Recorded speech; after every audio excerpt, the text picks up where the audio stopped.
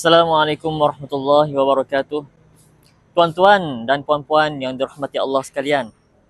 Masjid Al-Muktafi Billah Shah Kuala Terengganu didirikan dengan penuh harapan menjadi rumah ibadah bagi ribuan umat Islam.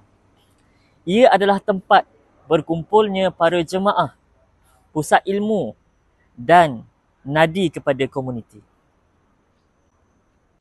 Masjid yang menjadi tempat ibadah kita perlukan bantuan untuk terus berfungsi dengan sempurna.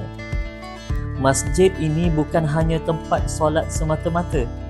Ia juga pusat komuniti masyarakat, tempat masyarakat belajar, berkumpul dan mengeratkan hubungan silaturahmi.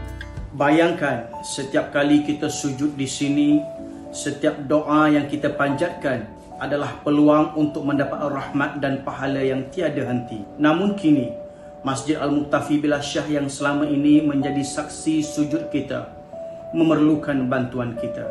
Dindingnya semakin pudar, bumbungnya bocor dan tempat sujud kita sudah lusuh. Marilah kita sama-sama berbakti kepada rumah Allah. Semoga setiap sen yang anda hulurkan menjadi bekal yang menyinari perjalanan kita di akhirat kelak. InsyaAllah.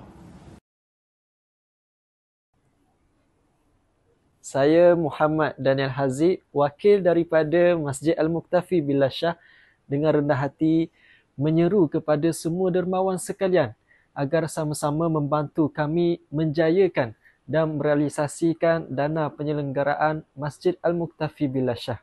Sikit tanda ingat, banyak tanda ada. #Sejid Ladang, Sejid Kita.